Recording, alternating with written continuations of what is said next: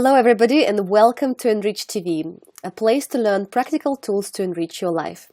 And today I have a very special guest, Amy Johnson. Amy Johnson is a psychologist, a coach, an author, and a speaker who shares a groundbreaking new approach that helps people find true, lasting freedom from unwanted habits via insight rather than willpower.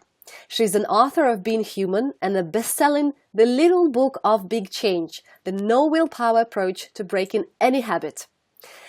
Johnson has been a regular featured expert on the Steve Harvey Show and Oprah.com, as well as the Wall Street Journal and Self magazine. You can learn more at www.dramyjohnson.com. Hello and welcome, Amy. Can we call you Amy? Yes, Dr. Johnson.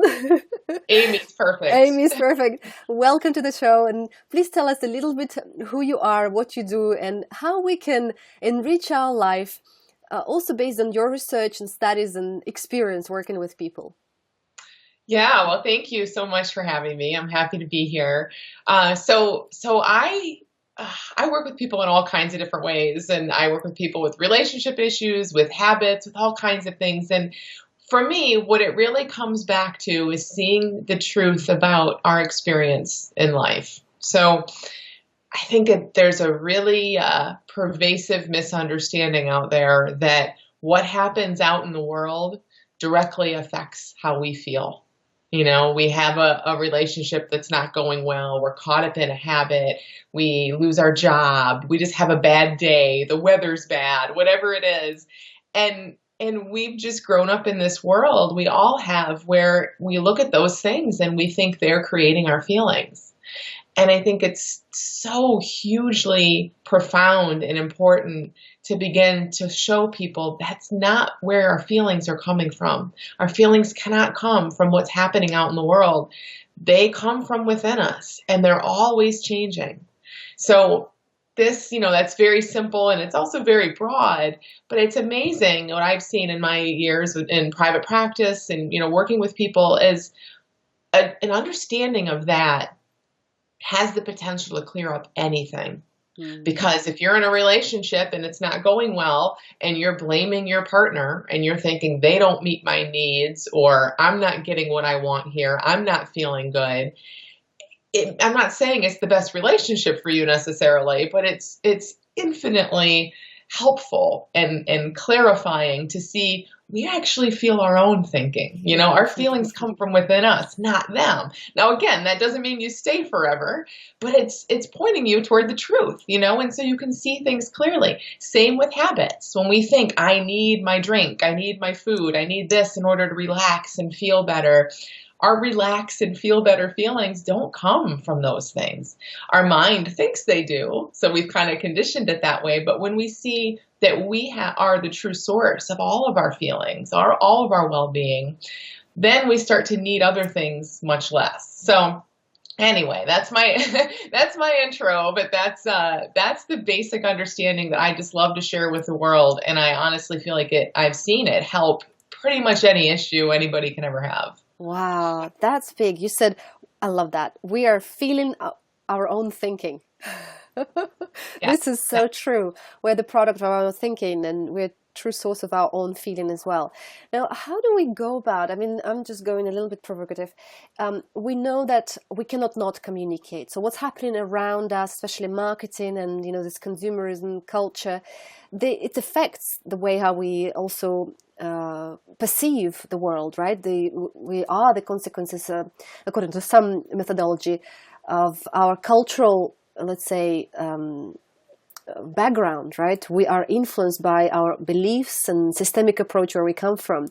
So how do we disconnect from that? And let's say we're passing by this huge Coca-Cola or, McDonald's ad, and we kind of move away from that and in real terms, because that's your expertise, and starting from eating habits, and then we'll move into the relationships. Yeah. It's a great question. And it's a big question, because you're right. We're full of layers and layers and layers of thinking. And much of it comes from things we've just picked up We see things out in the world, and then we have thinking about it, and we don't realize, obviously, that's invisible to us in a sense. We just see the billboard or we hear the thing. We grow up with the food in our house, and before we know it, that's just what we think we like. We think it's our preference and our desire, and all, that gets very messy, kind of very caught up in that. But the more that we just see how this works, we know that every human on earth beneath our thinking.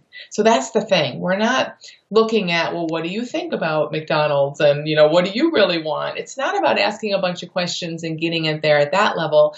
It's about seeing every human on earth is wired in the same way. We all have the same design. And that's that we're constantly thinking and feeling our thinking. And that beneath that thinking, though, a layer beneath that, we're all the same. And we have everything we want, and we have clarity, and we can make decisions that feel right for us, that aren't so muddied by the conditioned thinking and the billboards and all of that.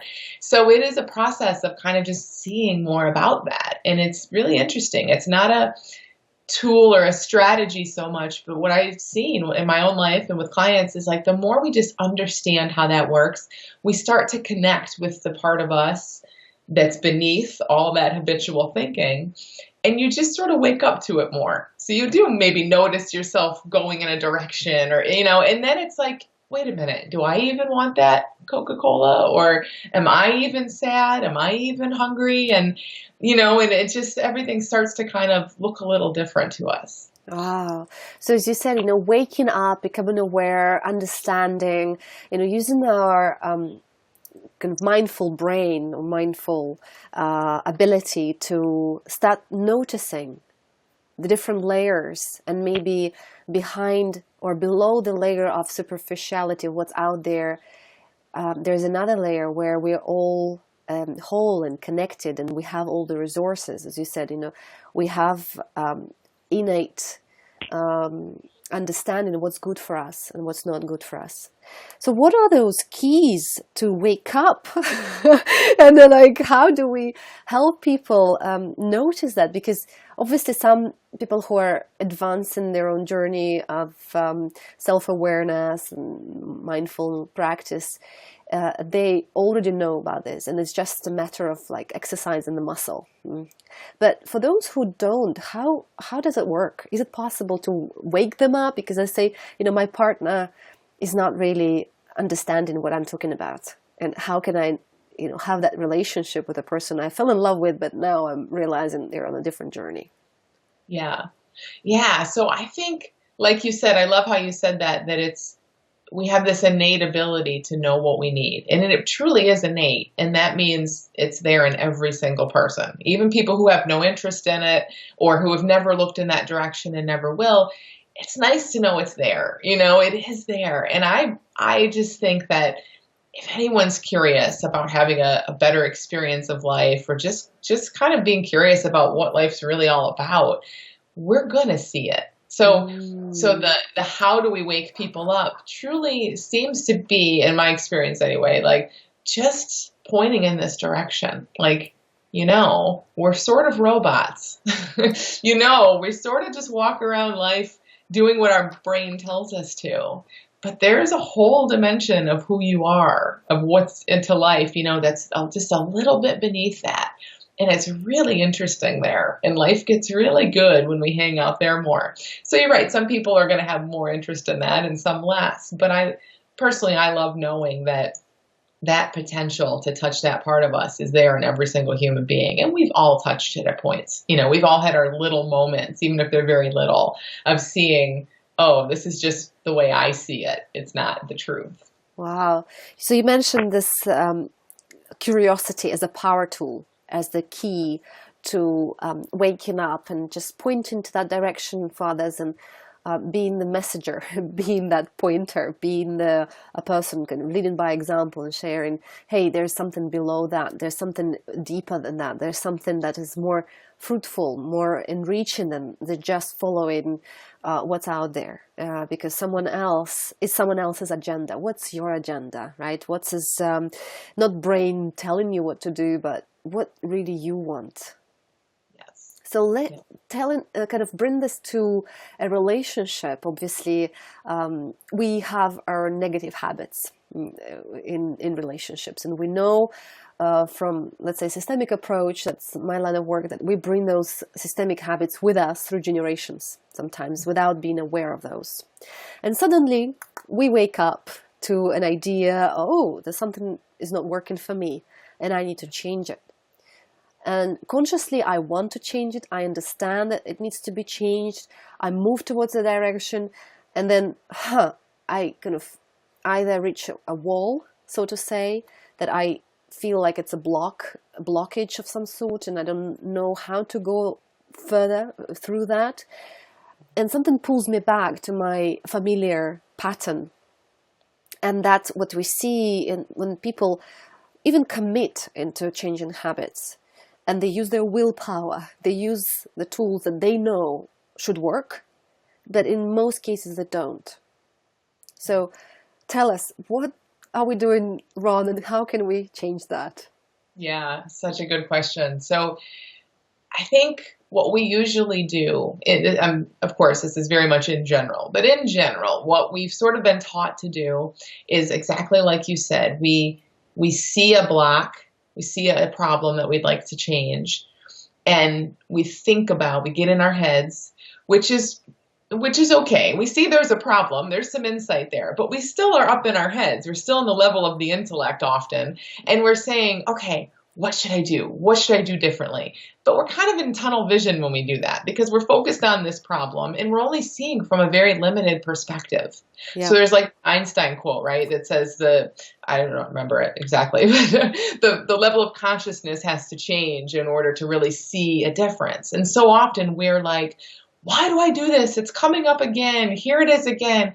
And that just gets us in that same habitual thinking. So rather than be in a place where we're up here in our heads looking at the same problem from the same consciousness that created it, what we want to do is kind of take a step back and see, okay, if there's an issue, that means I have some of this systemic, habitual, robotic thinking going on. Mm-hmm. I don't need to know exactly what that is. Mm-hmm. I don't need to dissect it. I don't need to be aware of it because a lot of times we're not. I don't need to like manipulate it. I just need to see I'm not seeing clearly. Like in this moment, I'm caught up in an old issue, and that's enough to know. And then, when you know that's enough to know, and you know that there's well-being and there's a solution and there's peace and harmony right beneath that, you kind of let go.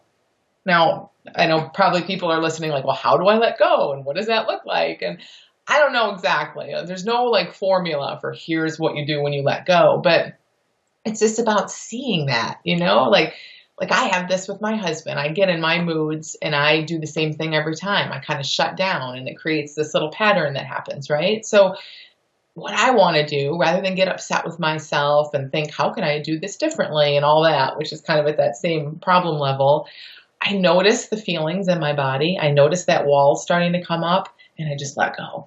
And okay, I know what that is. It's not him. It's not me. It's not the situation. It's my mind just going to an old place. And when people really kind of start to see that, just the recognition of it really, really helps. We don't even have to add anything or say anything necessarily, just recognizing it because you now see clearly what's going on and you don't take it so seriously. And then a lot of times, it's not always, effortless and seamless, but it's enough, in my case anyway, to kind of like start to, oh, okay, I see what's happening here. And you don't go into it as deeply. Wow. So you become aware of it and you sort of take the meta position or third person position that, oh, I notice this is happening with me and it's not mine, it's not theirs, it's just there. So I let it go. I let it be. Now, when you say I let it go, so for people who don't know exactly how to do that, what would be like the sort of the little process or little tips on what does it mean? How would they go about it practically? Some people need exact sort of procedure to know to let go. I understand it because, I've done this work myself and that's what I teach as well. But I would like to also open this for people who don't know, and they may think that, oh, I should let go, but even that is kind of a stress for them because they don't know how to. Right. Yeah. So I do think it's going to look a little different for every person. There's no, here's the step, here's what you say, and that magically does it, because it's not words, it's a feeling. It's Mm-hmm. so for me, like the way I think of it is it's a recognition of what's really happening. And that's why I think the understanding is so important, because when we see that we're fine, our relationships are fine, we have everything we need, we have the ability innately, we have the ability to connect with any human on earth. Babies have no problem with these things. They connect with anyone in front of them, so like that's our default design. But then as we get older, we think ourselves, like we're talking about, we think ourselves into these habitual issues. When we really see that, oh, that's the only thing happening here. It doesn't mean so much. It's not so big. It's not about them. That's all that's happening. Then I do think it's a recognition. It's as simple as a recognition. You feel that old thing coming, and it does. It feels almost more comfortable to just go with it because it's familiar. So as much as I don't want to have walls up in my case, there's a big pull to just go there and shut down because that's what I'm used to doing. But you just recognize it. It's like, oh, it's my thinking. That might be the words I say. Again, the words might be different for everyone, but like, oh, okay, it's that thing coming back. It's the wall coming up. And understanding something about what that means, when you really know that wall, like you said, is just yours. It's not the couple's, it's not his, it's not hers. It's just something in your mind. Then just recognizing it in your mind, it's like, okay, well, this isn't even real.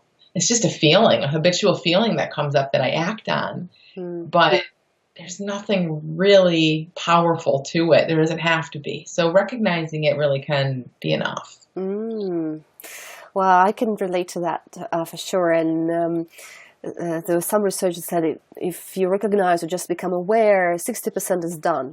Just the rest, 40% is finding strategies to do that. But what I find is, a lot of people are struggling with when they recognize that something is there, then they want to change it. Yeah. And when they start changing that, for example, a procrastination habit, like, postponing until the last minute. Mm-hmm. And I know, for example, I would like to get prepared before, and when I had, corporate job, I was forced to do that, and now I'm rebelling, for example, I'm working for myself, and this, I know that I should be preparing more, and I know when I do, it actually has benefits, but there's a negative feeling, a negative habit associated with that, and kind of every time I plan, even like sending the newsletter, I plan in advance, and then I write at the last minute again. So what would be the practical steps? So now I recognize this is my habit, and this is something that is I've inherited or I've learned, and what's really out there. So I want to let it go, and I want to change it. What would be my steps? So I think the reason that people try to fix it, like you said, they jump in and try to, fix it, and we take it really seriously. It feels like, oh, I have this habit and it's so big, and every week it makes me put off the newsletter or whatever, It's just a simple misunderstanding about what that habit is. When we see it's just thought. Oh, there's nothing to it. It's like a puff of smoke. It's like a shadow. It looks real. It feels real. But what's really happening, the only problem here is that when that thought, like, do it later, or that feeling, oh, just go play, or whatever whatever that is, when that comes up in us, that's the habit. When that comes up in us, we misunderstand it. We take it seriously. We listen to it.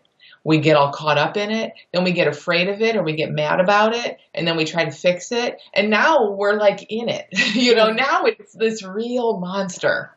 So, and we have proof of that. We can point and say, no, look it, every week, my newsletter, it's the last minute. I swear it's real. But we don't kind of get that piece, where it's our misunderstanding that's doing that. So I think, again, it kind of goes back to the recognition that All we're dealing with here is a head full of thoughts. And those thoughts clear on their own. They're always changing. We don't, we can sit here, even just since we've been talking, we've all had thousands of thoughts come up in our heads. We didn't put them there. Some come up, most of them come up, and they float right away. And that's just the nature of the human experience. So when we see that more, it's like, well, I don't need to jump in and fix anything. I don't need to dislike it. I don't need to call them a problem. I just want to see how that works. And then they're going to come up. You're going to want to procrastinate or put your walls up or whatever your habit is. But that's just my mind creating that again. I don't need to do that. Before you know it, it's gone. But when we don't know that, then we jump in and I need to fix this, and I better find a support group, and I better read a book about it. And then it kind of builds up in our heads rather than just come up and go away. Wow, so what you're proposing is to kind of chill and be relaxed about the negative habits. Actually, maybe labeling them negative is that stress that we put on ourselves, and we create that thought in our mind, and we then turn into a belief and self-proclaiming prophecy, so to say. So just letting it go in terms of like, okay, well, this week I did this, and next week I may do a different one, depending on what's more helpful. So that comes from a place of, I know what's good for me, and I will create resources and change my behavior because thoughts come and go, and we can kind of be in that fluidity, like kind of a Zen state. Yeah, exactly. And the thing is, like, that really is how our experience works. So it isn't about, sometimes people hear it and it's like, oh, well, she's telling me I don't really have a problem, or let me just ignore my problem. Well, there's not a real problem to ignore. So it's not about ignoring or denying anything. But like you said, it's about seeing we live in this constant state of fluid thought and experience. And when we don't grab onto one and make it a problem, it's not. It comes and it goes, So it is about, again, getting that deeper understanding of that. And then we tend to just be in that place where habitual thoughts and urges and feelings come up, and we just don't have to do so much about them because we know they're going to leave. And then they don't stick around that much because we haven't put so much attention on them. Wow, that's very liberating. I'm just also thinking of people who watch and they would like to, create a relationship with significant others, and what they think, a lot of the clients I work with, they think that their weight is stopping them to have that, Mr. Right or ideal partnership. And they say, well, I have a problem with holding on to my weight, and that's why I don't have a relationship. And I want to change that, but I've tried different diets and different, ways to change my habits, but I still eat when I feel bad. And I feel bad a lot of the time because, at work, I don't want to hurt other people, so then I eat myself. Yeah. So and everybody's had, we all have our issues like that, but you can see how it's just layers and layers of thought that woman's taking seriously. Mm. So even the feeling bad, again, like it's our default setting to feel pretty good. Now that doesn't mean we're always going to, of course, every human feels bad, but we want to see the bad feelings are just thoughts coming up that we're feeling. And we all have this. We have those habitual thoughts about ourselves that they just feel so real. They just feel like, no, this one's true. This isn't just a thought. This is the truth. I am, not good at my job, or I am whatever. No, it's a thought. Like, we experience it as thoughts, So for that woman, I mean, the more she can just be more in that fluidity of the thought comes up. Oh, you're not good enough. Okay, let me let that one go. The thought comes up. Oh, you feel really bad. You better eat. That'll make you feel better. Well, let me see what happens if I let that one go, and you almost see, I know it sounds overly simple, and it does. It takes some time really getting into this understanding to do this well. But you can really kind of see how the layers of thought that she's living under just start to kind of float away when she sees this bigger understanding.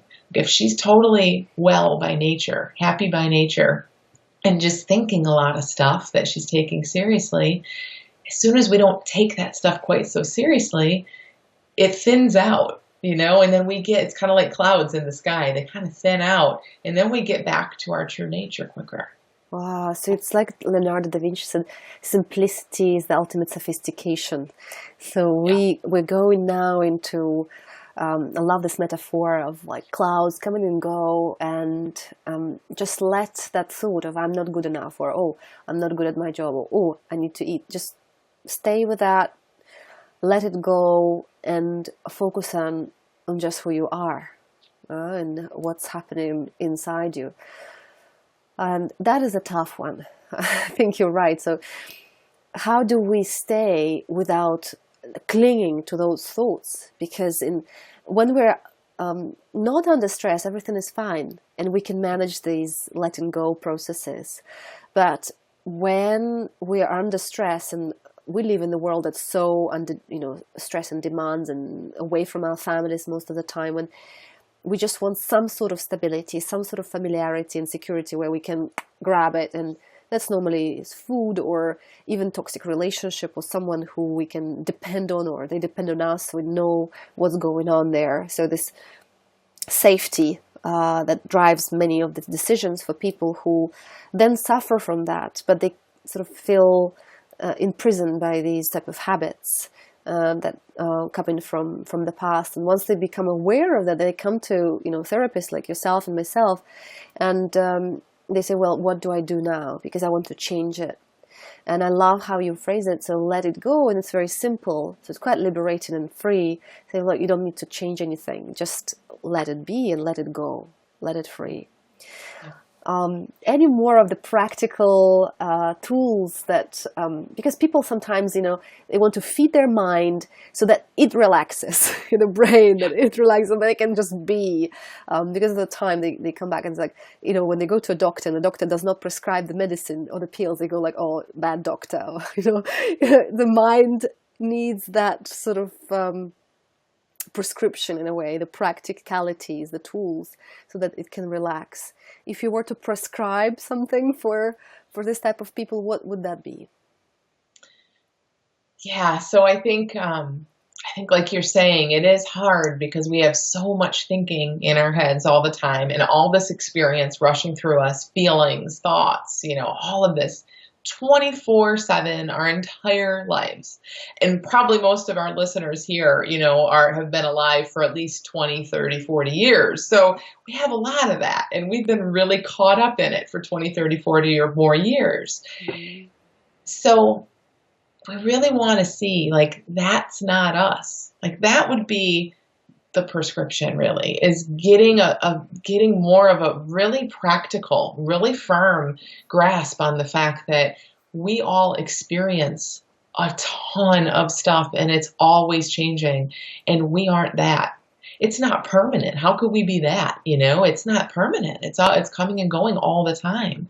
We've all noticed how life looks one way when, like you said, even life looks one way when we're in a good mood. Everything's easy and we're just resilient and everything's natural. And then give us a bad day, give us a bunch of stress on our minds, and suddenly the exact same life looks different. So obviously, we're just seeing our own experience that's always changing. And I want everyone listening, hopefully, to get curious about what's beneath that, because that's who we are. Mm-hmm. We're the observer of that. Like, we're the stable, peaceful, connected, happy, calm observer of all of that stuff. And we just are in an identity crisis. So we're just thinking we're our thoughts and we're our experiences and we're our habits. And we aren't. It's just a really simple misunderstanding. It's not always, it's big. We don't always get it like that, but it is very simple. We aren't that stuff. That's just stuff happening through us. We're what doesn't change. We're the nice stuff underneath. Wow, that's so powerful. And just before we wrap it up, I think what you shared it's very existential in a way. It's like, remember who you are. The identity is not your thoughts. They're not even your actions. They're not your experiences. They are not even your habits, right? That we sort of identify and think, oh, we believe what we think. And going beyond that and feeling who we really are, and get into that observer state of like, oh, that's happening with me. Oh, I have this thought. Oh, that I've just done that, and that's my habit, that I've done it for quite a long time, but that's okay, because that will pass as well. That will flow. That will change, because we're all changing. And what I picked up from what you said is this recognition piece, and we are sort of misunderstanding of what's going on. We believe, in our thought, we take it seriously, and we're trying to fix something that may not even need fixing. Yeah. So being Exactly. okay with something that is not okay, and it's quite a Zen approach in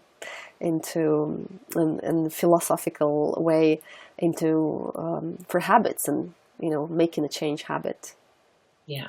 happen. Wow, that's very valuable. Thank you very much, Amy. And I think a lot of the time we, especially women, we want to improve, to become better at what we do, and even improve our partners. We try to help them improve who they Yeah. are, forgetting actually we don't need improvements. We just stay together and being present. So, if you were to recommend one resource, from what you've written, or that people can find more information about what you've just shared, where would you recommend they go? Yeah. So my latest book is called The Little Book of Big Change, and it's really about exactly what we're talking about here. It's about habits, but it has lots and lots of stories of people I've worked with that have come to see parts of what we're talking about here and have found real freedom from habits and problems that they were working on for a long time. So that's the first step, and I'm actually in the process of creating an online school called the Little School of Big Change, which is going Wonderful. to take people through this understanding in terms of finding that deep, permanent change. So that will be launching in the spring of 2017. But if you go to the Little School of Big Change.com, you can sign up on the list to kind of learn about it as it becomes open. Wow, that's great. Thank you very much. That's very helpful to know. That's going to happen soon. And where is there a website, or will it be on your website that people can find out about it? They'll be able to find it from my website, but it has its own website. So it's just the Little School of Big Change.com. The little school of bigchange.com. Easy to Exactly. remember. Super. Thank you so much, Amy, for joining us and sharing your wisdom and this approach of, I would say, yeah, the little secret to change. And we are looking forward to learning more online. And people from around the world can actually join you and learn from you and from all your experience. So thank you very much for your time and effort, and we'll speak to you soon. Thank you. Thank you very much.